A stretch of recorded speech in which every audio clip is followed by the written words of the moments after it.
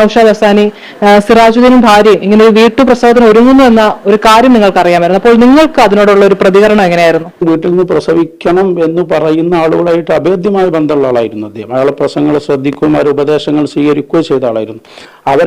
ഏതായാലും നൗസൂന് ഉറക്കാത്തൊരു കയ്യില്ല.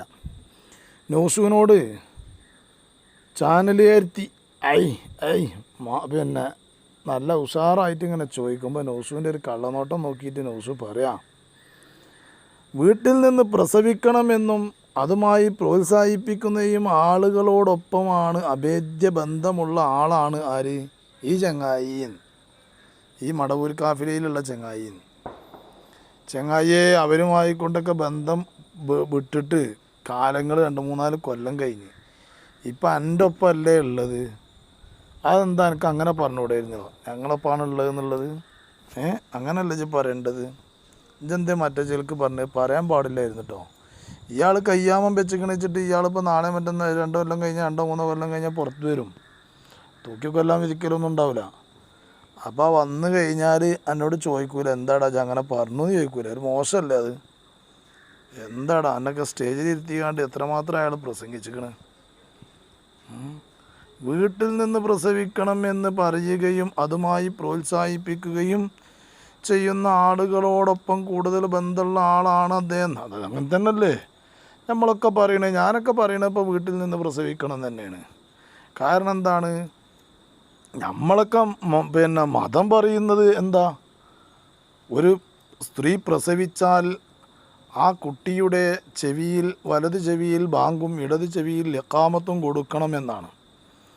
അപ്പോൾ ആ വലത് ചെവിയിൽ ബാങ്കും ഇടത് ചെവിയിൽ ഇഖാമത്തും കൊടുക്കണമെങ്കിൽ നല്ല സുഖമാണ്. വീട്ടിൽ നിന്ന് അത് അറിയുന്ന പഴയ കാലഘട്ടത്തിലുള്ള ഒസ്താത്തികളൊക്കെ ഉണ്ടെങ്കിൽ അതൊക്കെ ശരിക്കെടുത്ത് കുട്ടിയുടെ വലത് ചെവിയിൽ ബാങ്കും ഇടത് ചെവിയിൽ ഇഖാമത്തും ഒക്കെ കൊടുത്ത് നല്ല ഉഷാറാക്കും.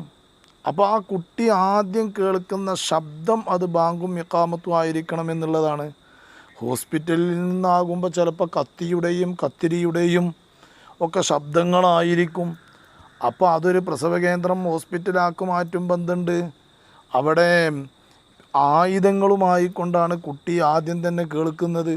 അപ്പോൾ ആ കുട്ടിയുടെ ജീവിതം ചിലപ്പോൾ ആയുധങ്ങളുമായി കൊണ്ട് ആയിരിക്കും പോക്ക്. അപ്പോൾ ആ കുട്ടിക്ക് നല്ലത് കേട്ട് കഴിഞ്ഞാൽ നല്ല രൂപത്തിലൂടെ പോകാം. അങ്ങനെയൊക്കെ അല്ലേ നൗഷോ ഉള്ളത്. അപ്പോൾ ആയതുകൊണ്ട് ബാങ്ക് കൊടുക്കുന്ന ആളിപ്പോൾ അവിടെ എന്ത് ചെയ്ത്, അവിടെ ഗംഗാധരനാണുള്ളത് എങ്കിൽ ഓനാണ് ബാങ്ക് കൊടുക്കാൻ നല്ലോണം അറിയും. അപ്പുറത്തുണ്ട് ഉമറുണ്ട്, പക്ഷേ ഉമറിന് ബാങ്ക് കൊടുക്കാൻ അറിയില്ല, ഗംഗാധരന് ബാങ്ക് കൊടുക്കാൻ അറിയും. എന്നാൽ ഓൻ കൊടുക്കട്ടെ. അല്ലെങ്കിൽ ഗണേശനുണ്ട്, ഗണേശന് പള്ളീൻ്റെ അടുത്തുള്ള ആളാണ്, ഓന് ബാങ്ക് കൊടുക്കാൻ അറിയും. ആ കുട്ടിൻ്റെ ചെവിയിൽ ഗണേശൻ കൊടുക്കട്ടെ ബാങ്ക്. ഇഖാമത്ത് വലത്തെ ഇടത്തെ ചെവിയിൽ ഇഖാമത്ത് ഗണേശൻ കൊടുക്കട്ടെ, ഒരു പ്രശ്നമല്ല. കാരണം എന്താ, ശബ്ദമാണ് അവിടെ വിഷയമുള്ളത്. നമ്മളെ മതം അങ്ങനല്ലേ, ശബ്ദമാണ് വിഷയമുള്ളത്. ആ സമയത്ത് ഗണേശൻ പള്ളീൻ്റെ അടുത്തുള്ള ആളാണ്, പള്ളിക്കല മുക്രിക്ക് ലീവാണ്. ആ സമയമായല്ലോ, പള്ളിക്കൊന്ന് വാങ്ങി കൊടുക്കണത് കേൾക്കണില്ലല്ലോ, എന്നാൽ ഞാൻ കയറി കൊടുക്കാം, എനിക്ക് വാങ്ങാൻ അറിയാലോ എന്ന് പറഞ്ഞാണ്ട് ഗണേശന് വാങ്ങി കൊടുക്കാൻ പറ്റുമോ? പറ്റൂല. അവിടെ ഇയാലസ്വലാ ഇയാലിൽ ഫലാഹ് എന്നാണ് പറയുന്നത്. നമസ്കാരത്തിലേക്ക് വരും, ഇയാൽ ഫലാഹ് വിജയത്തിലേക്ക് വരും. അത് ഗണേശനെ പള്ളിയിലെ മൈക്കി പറയാൻ പറ്റൂല. കാരണം ഓന് വിശ്വാസിയല്ല, അത് ഓന് പറയാനുള്ള അധികാരമല്ല. ആ സമയത്ത് മറ്റോടത്ത് ശബ്ദമാണ് വിഷയം. അതും ബാങ്ക് തന്നെയാണ്, ഇതും ബാങ്ക് തന്നെയാണ്. അത് വേറൊരു വിഷയത്തിനുള്ള ബാങ്കാണ്, ഇത് വേറൊരു വിഷയത്തിനുള്ള ബാങ്കാണ്. അപ്പോൾ ആ ഒരു സൗകര്യം നോക്കിയിട്ട് വീടുകളിൽ നിന്നൊക്കെ പ്രസവിക്കൽ തന്നെയാണ് നല്ലത്.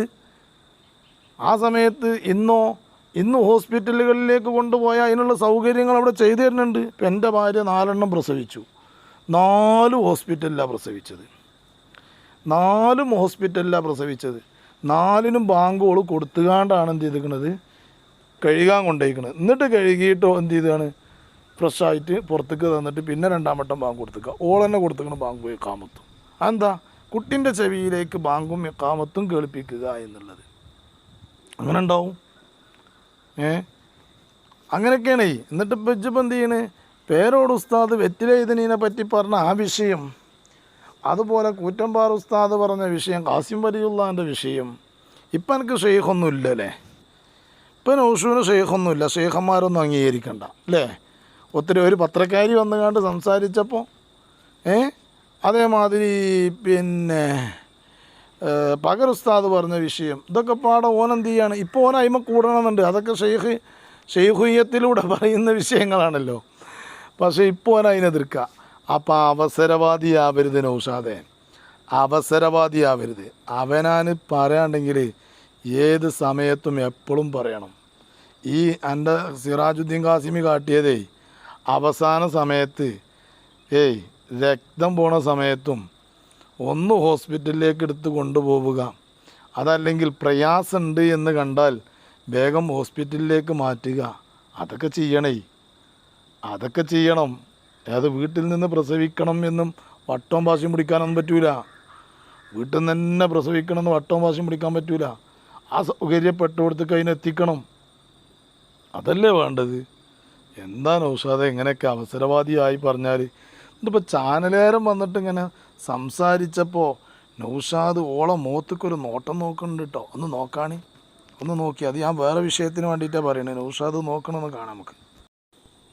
ന്യൂസ് നോക്കണമൊക്കെയാണെ ഓളെ മുഖത്തേക്ക് അത് നല്ല ഉഷാറായിട്ട്. എന്തോ ഒരു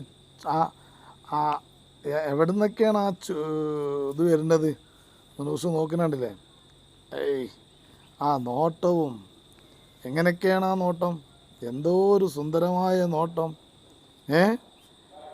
എന്തോ ഒരു സുന്ദരമായ നോട്ടാണോ നോക്കണത്. കണ്ടില്ല നിങ്ങൾ ന്യൂസ് നോക്കണുണ്ടല്ലേ നിങ്ങൾ? എന്താ അല്ലേ വല്ലാത്ത കണ്ടില്ലേ. നൗഷാദിനോട് തീർപ്പതി അയക്കണ്. ഒപ്പം നിന്നിട്ടേ ഒപ്പം നിൽക്കാനങ്ങോട്ട് തീർപ്പതി അയക്കണ്. എന്തോ ഒരു രസം. ഇപ്പോൾ ഇതിലാണ് നൗഷുവിൻ്റെ ഒറിജിനൽ കളറിൽ കേട്ടോ. മറ്റേ പ്രസംഗത്തിലൊക്കെ കാണാൻ നല്ല അടിപൊളിയായിട്ട് മറ്റേ കുങ്കുമപ്പൂവ് തേച്ച മാതിരി വെളുത്തുക്കണ്. ഇതാണ് നൗഷുവിൻ്റെ യഥാർത്ഥ കളറ്. ഞാനും നൗഷുവൊക്കെ ഒരു കളറാണ്. ഏതായാലും മറ്റോളൊപ്പം ഇങ്ങോട്ട് കിട്ടിയപ്പോൾ ഒരൊപ്പം നിന്നിട്ടേ ഒരു ഫോട്ടോ ഒക്കെ വന്നിട്ടുണ്ട്. ഇത് ഞാനിങ്ങനെ പറയാനുള്ള കാരണം എന്താണ്, അത് നിങ്ങൾ നിങ്ങൾ കേൾക്കണം കേട്ടോ. അപ്പൊ നിങ്ങൾക്ക് ഇതൊന്നും ബാധകമല്ല. അവിടെ പിന്നെ കണ്ണൊന്ന് തായത്തിന് കുറച്ച് കഴിഞ്ഞ പൊന്തിച്ചിട്ടുണ്ടാവും. താത്താരല്ല അപ്പുറത്തുള്ളത്. കണ്ടില്ല ഞങ്ങൾ AP ഉസ്താദ് നിന്നുകാണ്ട് എന്തോ ഒരു പരിപാടിയുടെ ഫോട്ടോ എടുക്കുന്ന സമയത്ത് അവർ ശരിക്കും അവരത്തെ മറച്ചിട്ടാണ് നിൽക്കുന്നത് കേട്ടോ. അതോ രാജ്യക്കാരാണ് അവരത്തെ മറച്ചുകൊണ്ട് നിന്നുകാണ്ടുള്ള എന്തോ ഒരു വിഷയമാണ്. ആ വിഷയത്തിന് ഫോട്ടോ എടുത്തപ്പം പിന്നെ കണ്ണ് താഴ്ത്തുന്നുണ്ട്, നോക്കുന്നുണ്ട്. ആരെ പറ്റിയിട്ടാണ് പറയണത് അറിയോ? ആരെ പറ്റിയിട്ടാണ് പറയണത്? AP ഉസ്താദിനെ പറ്റിയിട്ട്. ആ പ്രായം ചെന്ന ആ പണ്ഡിതനെ പറ്റിയിട്ടാണ് ഈ ഹംകി പറയണത്. പിന്നെ ഓനെ നമ്മളെന്താ കാട്ടുക? എന്നാൽ ഔഷാദെ ഇജൻ്റെ കാഫിലക്കാരനോട് പറഞ്ഞല്ലോ, പിന്നെ അങ്ങേ അകലെ മർത്തബിക്ക് എത്തിയ ആൾക്കാർക്ക് ജീവൻ പോയാൽ പിന്നെ ജീവൻ പോയി കഴിഞ്ഞാൽ ജീവൻ കൊടുത്തുകാണ്ട് കൊണ്ടുവരാനൊക്കെ വയ്ക്കുന്നുണ്ടല്ലോ. അതൊക്കെ വെച്ച് പറഞ്ഞ് പഠിപ്പിച്ചില്ലേ? അതൊക്കെ വെച്ച് പറഞ്ഞ് പഠിപ്പിച്ചിട്ടില്ല ചങ്ങായിനെ? ഭയങ്കര അറിവാണ് എനിക്ക് എന്നൊക്കെ പറഞ്ഞുകൊണ്ട് ചങ്ങായി പറയുന്നുണ്ടല്ലോ. ഇത് ഔലിയാക്കളുടെ ജീവിതത്തിൽ ഇത് വലിയൊരു സംഭവമല്ല. അല്ല, അത് മരിച്ചവരെ ജീവിപ്പിക്കാന്ന് പറഞ്ഞാൽ അതായത് ഉന്നതരായ ഔലിയാക്കന്മാര് ഞാൻ പറയുന്നത് ഉന്നതായ ഇത് അവരെ ജീവിതത്തിൽ ഇതൊരു വലിയ സംഭവമല്ല. അത് സ്ഥിരമായിട്ട് നടന്നുകൊണ്ടിരിക്കുന്ന സംഭവമാണ്. ഏതായാലും അൽഹംദുലില്ലാ വളരെ നമുക്ക് പഠിക്കാൻ പറ്റുന്ന രീതിയിൽ തന്നെ എല്ലാവർക്കും മനസ്സിലാവുന്ന രീതിയിൽ ഉസ്താദ് നമുക്ക് വിഷയം വിശദീകരിച്ചു തന്നു. അള്ളാഹു ഉസ്താദിന് വലിയ ബർക്കത്ത് ചെയ്യട്ടെ. അസ്സലാമു അലൈക്കും വറഹ്മത്തുള്ളാഹി. കണ്ട നൗഷാദ്, ഇതൊക്കെ ഇജാണ് ഈ ചങ്ങായിനെ പഠിപ്പിച്ചിരിക്കുന്നത്. ഉന്നതരായ ഔലിയാക്കന്മാർ മരിച്ചവരൊക്കെ ജീവിപ്പിക്കും, അങ്ങനെ ഉണ്ട്. അപ്പോൾ എന്ത് ചെയ്തു ഈ ചങ്ങായി? എന്ത് കാട്ടി? എൻ്റെ ഒപ്പം കൂടി. എൻ്റെ ഒപ്പം കൂടിയപ്പോൾ ഓൻ്റെ ഭാര്യൻ്റെ പ്രസവം പെരീത്തിൽ നിന്നാക്കി. ആശുപത്രിക്കൊന്നും കൊണ്ടുപോകണില്ലാന്ന് തീരുമാനിച്ചു. കാരണം എൻ്റെ ആൾക്കാർക്ക് എന്താ വെച്ചാൽ മരിച്ച ആളുകളെ ജീവിപ്പിച്ചാൽ വയ്ക്കുമല്ലോ ആ നിലക്ക്. ഇതിപ്പോൾ ഭാര്യ പോയി അടിച്ചു പോയി. ഭാര്യ അടിച്ചു പോയി നോക്കുമ്പോൾ എൻ്റെ കാഫിലില്ല കൂപ്പല്ല ഒക്കെ പാടെ തേങ്ങടെ മൂടായിപ്പോൾ. ഇപ്പോൾ ഒക്കെ പാടെ തേങ്ങടെ മൂടായി. കാരണം എന്താ?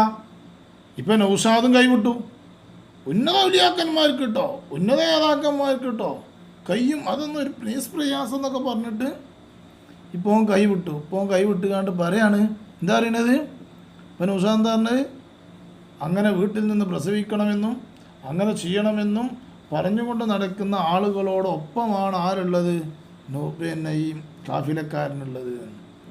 ഈ നൗഷാദിനെ അടുത്തിരുത്തിയാണ്ട് ആ സാധു ചോദിച്ചു കണ്ട് അത്ഭുതകരമായി കൊണ്ട് കേട്ട് സംഭവിച്ച അത് കേട്ടുകാണ്ടാണ് ഈ ചങ്ങായി എന്ത് ചെയ്ത് പെരയുന്ന പ്രസവാക്കിയത്.